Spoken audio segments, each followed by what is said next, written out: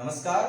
तो हम इस वीडियो में आज बात करेंगे क्वेश्चन नंबर 6 की। 5th तक अपन ने पढ़ लिए हैं बड़े अच्छे से और उम्मीद करता हूं आपको बहुत प्यार से समझ में आ रहा है। ठीक है, तो हम इस क्वेश्चन को पढ़ते हैं, देखते हैं क्या बोल रहा है question. If angle A and angle B are acute angle such that, मतलब ये दो न्यून कोण है, किसी ट्राई एंगल की बात कर रहा है वो, और कौन सा है इसने भी कुछ बोला नहीं है।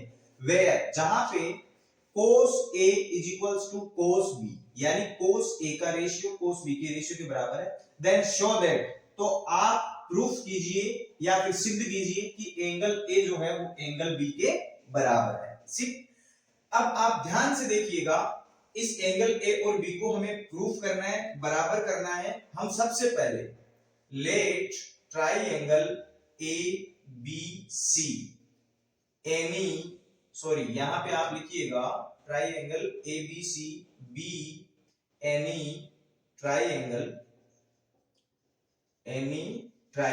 हम मान लेते हैं कि कोई ABC एक ट्राइएंगल है, ठीक है ना। ABC एक ट्राइएंगल है और इसके अंदर देखो ध्यान से, इसके अंदर and angle A and B, angle जो B है जो इसने बोला है उसके अकॉर्डिंग अपन मान के चलेंगे। Angle A and angle B are acute angles, ये हमने मान लिया, ठीक है।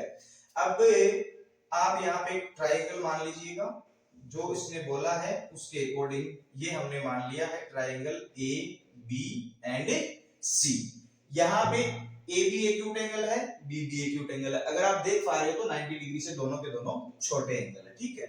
यहाँ पे और यहाँ पे, और ये अपना एक एंगल हो गया है। अब हमें डिटरमाइन क्या करना है, वी आर टू डिटरमाइन, हम सबसे पहले ज्ञात करेंगे, एक तो cos A, ठीक है, जो इसने दिया है ना वो cos A and cos B, हम इन दोनों को सबसे पहले ज्ञात करेंगे।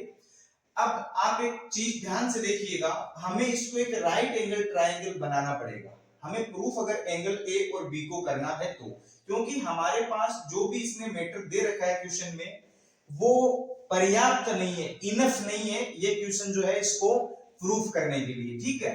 देन आप यहां पे लिख दीजिएगा CM परपेंडिकुलर ऑन किसके ऊपर, AB के ऊपर। हम मान के चलते हैं कि हमने इसके दो राइट एंगल बना लिए और यहां से परपेंडिकुलर डाल दिया है।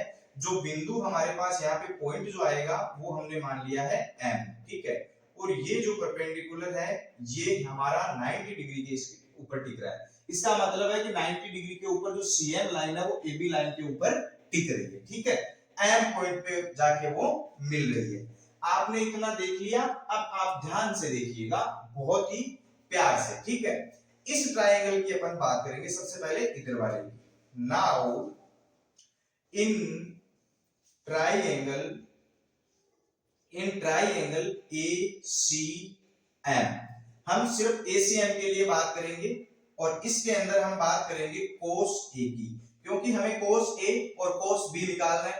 cos B निकालने के लिए हम इस ट्रायंगल के अंदर जाएंगे और cos A निकालने के लिए हम इस ट्रायंगल की बात करेंगे। तो cos A की बात कर रहे हैं, इसका मतलब इसके जस्ट सामने की साइड जो भी परपेंडिकुलर, ये नीचे वाली AM साइड हो जाएगी अपने पास बेस और ये हो जाएगा हाइपोटेनस, ठीक है। तो cos A का जो फॉर्मूला है वो हमारे पास आएगा बेस अपॉन हाइपोटेनस, ठीक है, base upon hypotenuse.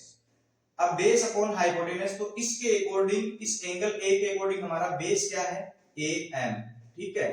Sorry AB नहीं है, हमारा जो बेस है वो क्या आ जाएगा, AM आ जाएगा, ठीक है। और हमारा हाइपोटेनस क्या आ जाएगा, इसके अंदर AC आ जाएगा, ठीक है। इसको आप इतना ही छोड़ दीजिएगा, cos A की जो वैल्यू है वो AM अपॉन AC आ रही है, ठीक है।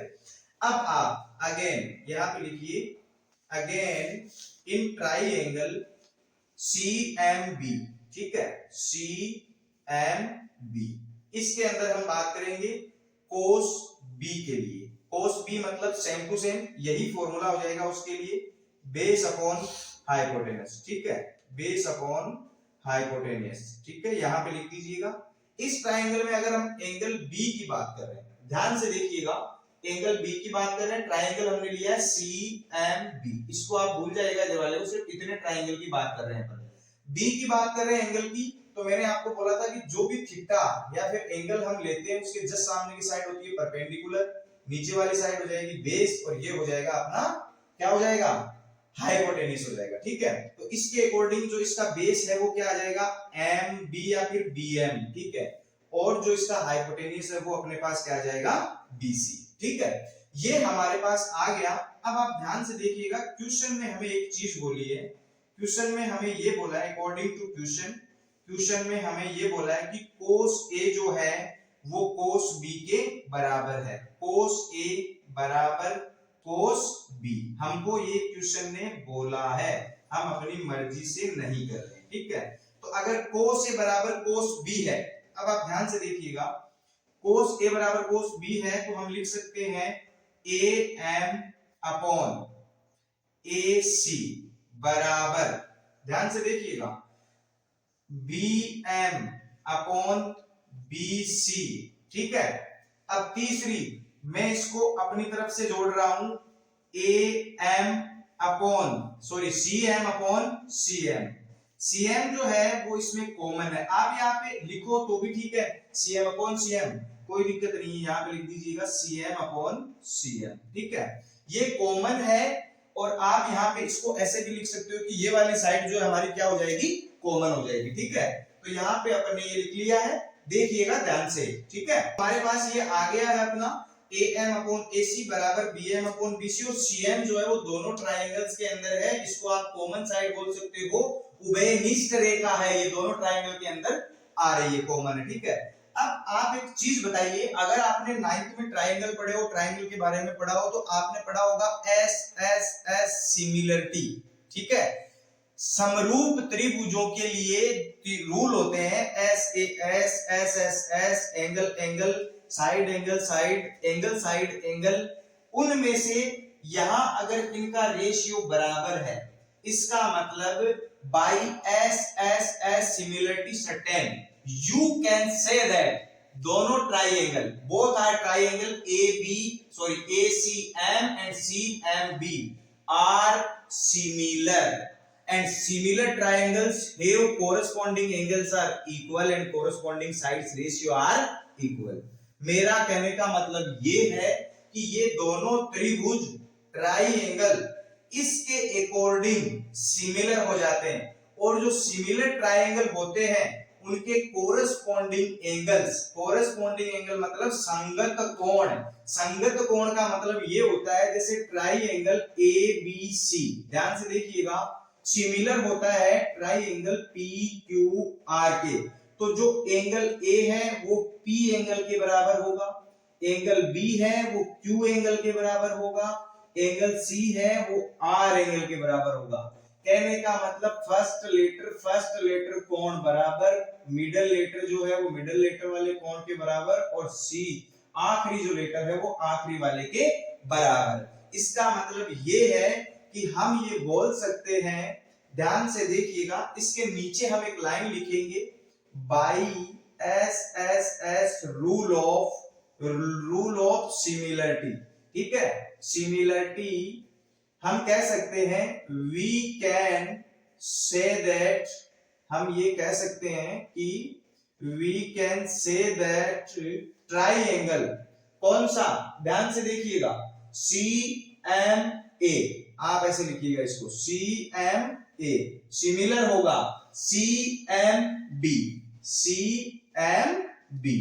अब ध्यान से देखिएगा, अपन ने सिर्फ इन दोनों ट्राइंगल्स को सिमिलर प्रूफ किया है, ऑटोमेटिकली हमको जो ये शो करवाना चाहता है वो हो जाएगा, क्योंकि जो सिमिलर ट्राइंगल होते हैं उनके जो कोरस्पॉन्डिंग एंगल होते हैं बराबर होते हैं। कहने का मतलब ये वाला C इस ट्राइंगल के लिए और ये ऊपर वाला कोण, ये दोनों बराबर होंगे, ये दोनों 90-90 है, तो ये दोनों भी क्या होंगे, बराबर। कुल मिला के C के बराबर, क्योंकि ये C एंगल दोनों के अंदर आ रहा है, आधा इधर आधा इधर।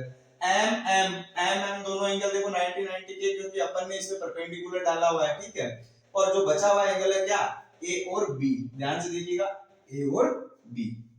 सो हम ये लिख सकते हैं एंगल A बराबर एंगल B।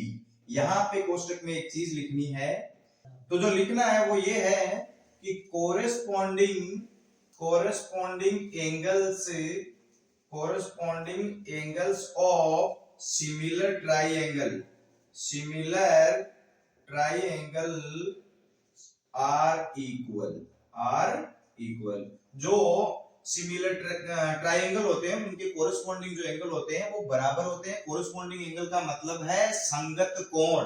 संगत कोण को मैं आपको एक अच्छे से और समझा देता हूं, ध्यान से देखिएगा। ये दो जो ट्राइंगल है उनकी बात कर रहे हैं अपन, ठीक है। सी के संगत ये है, इसके संगत ये है और इसके संगत ये है। अगर नाम के अकॉर्डिंग देखा जाए तो इन दोनों नामों को आप आराम से देखिएगा। सी के बराबर सी, इस वाला सी, इस वाला सी, एम एम, इस वाला एम, इस वाला एम, ठीक है। ए और बी, इस वाला बी और इस वाला ए, ये तीनों के तीनों एंगल क्या होंगे, बराबर होंगे। सिमिलरिटी जो है ये इस कंडीशन को फॉलो करती है, ठीक है। तो by S S S rule of similarity similar हो गए और इनके जो एंगल ए और बी को अपन को प्रूफ करना था वो आसानी से प्रूफ हो गया।